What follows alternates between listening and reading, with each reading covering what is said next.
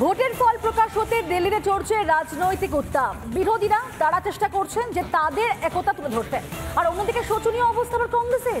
3 অঙ্ক ছুঁতে পারল না কংগ্রেস। এই আবহে উদযাপন, এই সময়ও আবার রাহুল সোনিয়ার মুখে হাসি।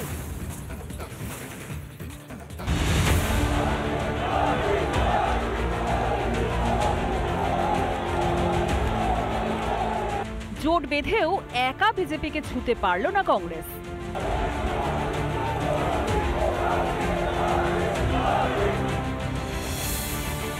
दूसरी बार जो आशीर्वाद एनडीए को मिला है, मैं इसके सामने जनता जनार्दन के सामने विनय भाव से नतमस्तक हूं। বিধানসভা ভোটে বিজেপির বড় জয়। অরুণাচল প্রদেশ, অন্ধ্রপ্রদেশ, ওড়িশা, সিকিমের মতো রাজ্যে ধারে পাশেও নেই বিরোধীরা।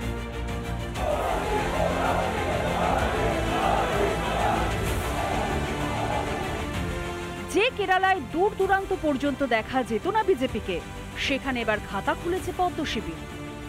অপরদিকে মাত্র 99 আসন পেয়েই উচ্ছ্বাস কংগ্রেসের। বাইরের ছবিটা আরো অসাধারণ। আমি আমার ভিডিও জার্নালিস্ট ইয়াশ পালকে বলবো একবার দেখাতে, যেখানে রাহুল গান্ধীর নামে নামাঙ্কিত পতাকা ইতিমধ্যে কংগ্রেস কর্মী সমর্থকদের হাতে, এবং তারা কার্যত লাগাতার স্লোগান দিচ্ছেন রাহুল গান্ধীর নামে। একবার দেখে নেওয়া যাক বিগত লোকসভা ভোটের আসন সংখ্যা। 2004 লোকসভা ভোট, 145 আসন পেল কংগ্রেস। সরকার গড়তে হলো জোট, আত্মপ্রকাশ ইউপিএর। 2009 দ্বিতীয় ইউপিএ সরকার, ইউপিএর আসন প্রাপ্তি 262। এককভাবে কংগ্রেস পেয়েছিল 206 আসন, যা 2024-এ বিজেপির প্রাপ্ত আসনের থেকেও অনেক কম।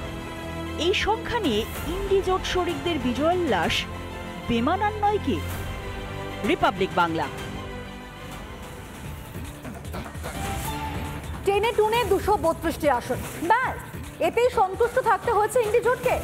মুখে বলছেন বিরোধী আসনেই সামলাতে চান তারা, কিন্তু আসলে দিল্লি দখলের দিবাস্বপ্ন এখনো পর্যন্ত দেখছে বিরোধীরা। তাই এখন আবার নীতিশ কুমার আর চন্দ্রবাবু নাইডুর দিকে সব ফোকাস রয়েছে বিরোধীদের। কিন্তু এই নেতাদের সমর্থন পেলে কি সরকার গঠন করা সম্ভব? উঠছে প্রশ্ন। মঙ্গলবারই লোকসভা ভোটের ফল প্রকাশ হয়েছে। 232টি আসন পেয়েছে ইন্ডি জোট। এত আসন হয়তো স্বপ্নেও ভাবেনি বিরোধী শিবিরের কোনো নেতা। 232 আসন পেতেই নতুন স্বপ্ন বিরোধীদের। প্রধানমন্ত্রীর আসনে বসতে রীতিমতো লাফালাফি শুরু করেছেন ইন্ডি জোটের নেতারা, যদিও মুখে বলছেন ভিন্ন কথা। Bloc will continue to fight against the fascist rule of the BJP led by Modi. We will take appropriate steps at the appropriate time to realize the people's desire not to be ruled by the BJP's government, and this is our decision. সেই কারণেই হয়তো ইন্ডি জোট সদস্যদের ডাকাডাকির পালাও শুরু হয়েছে।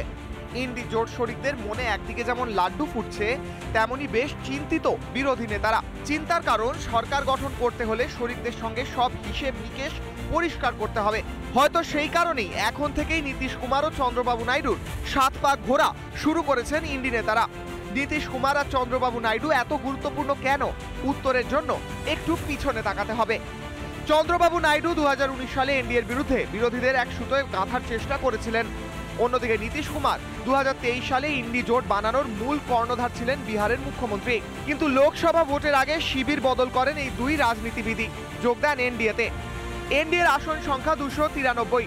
এর মধ্যে বিহারে জেডিইউ পায় 12টি আসন, অন্ধ্রপ্রদেশে তেলেগু দেশম পার্টি পায় 16 আসন। এনডিএকে সমর্থন 7 নির্দল প্রার্থীর। নির্দলের সমর্থনে জোট হলে আসন সংখ্যা হবে 300।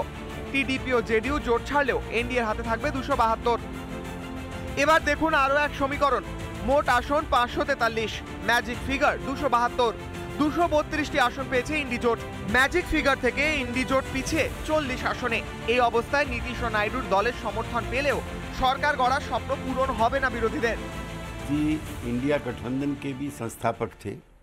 कांग्रेस पार्टी की हठ धर्मिता और अनप्रैक्टिकल एटीट्यूड्स की वजह से ही हम लोग अलग हुए अब वापस जाने का कोई प्रश्न पैदा नहीं होता है। हम एनडीए में हैं और कंफर्टेबल हैं। বাস্তব মানতে নারাজ ইন্ডি জোট, তাই তো চন্দ্রবাবু নাইডু ও নীতিশ কুমারকে এখনো তাক করে রেখেছে ইন্ডি জোট শিবির। রিপাবলিক বাংলা।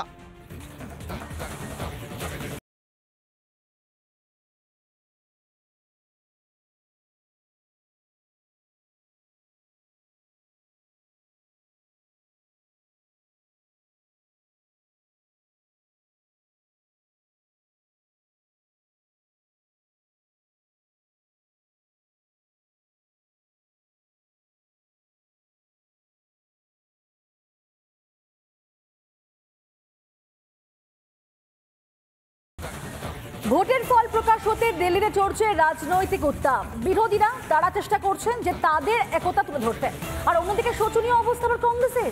3 অঙ্ক ছুঁতে পারল না কংগ্রেস। এই আবহে উদযাপন, এই সময়ও আবার রাহুল সোনিয়ার মুখে হাসি।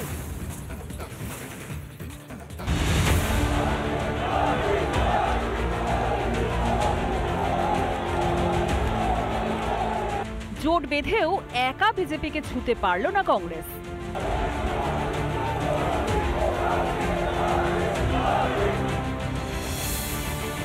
आखिरी बार जो आशीर्वाद एनडीए को मिला है, मैं इसके सामने, जनता जनार्दन के सामने विनय भाव से नतमस्तक हूं।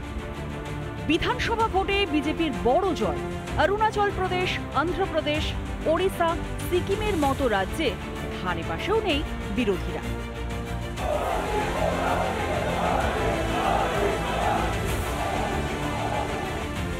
যে কেরালায় দূর দূরান্ত পর্যন্ত দেখা যেত না বিজেপিকে, সেখানে এবার খাতা খুলেছে পদ্ম শিবির। অপরদিকে মাত্র 99 আসন পেয়েই উচ্ছ্বাস কংগ্রেসের। বাইরের ছবিটা আরো অসাধারণ। আমি আমার ভিডিও জার্নালিস্ট ইয়াশ পালকে বলবো একবার দেখাতে, যেখানে রাহুল গান্ধীর নামে নামাঙ্কিত পতাকা ইতিমধ্যে কংগ্রেস কর্মী সমর্থকদের হাতে, এবং তারা কার্যত লাগাতার স্লোগান দিচ্ছেন রাহুল গান্ধীর নামে। একবার দেখে নেওয়া যাক বিগত লোকসভা ভোটের আসন সংখ্যা। 2004 লোকসভা ভোট 145 আসন পেল কংগ্রেস। সরকার গড়তে হলো জোট, আত্মপ্রকাশ ইউপিএর। 2009 দ্বিতীয় ইউপিএ সরকার, ইউপিএর আসন প্রাপ্তি 262। এককভাবে কংগ্রেস পেয়েছিল 206 আসন, যা 2024-এ বিজেপির প্রাপ্ত আসনের থেকেও অনেক কম। এই সংখ্যা নিয়ে ইন্ডি জোট শরিকদের বিজয়োল্লাস বেমানান নয় কি? রিপাবলিক বাংলা।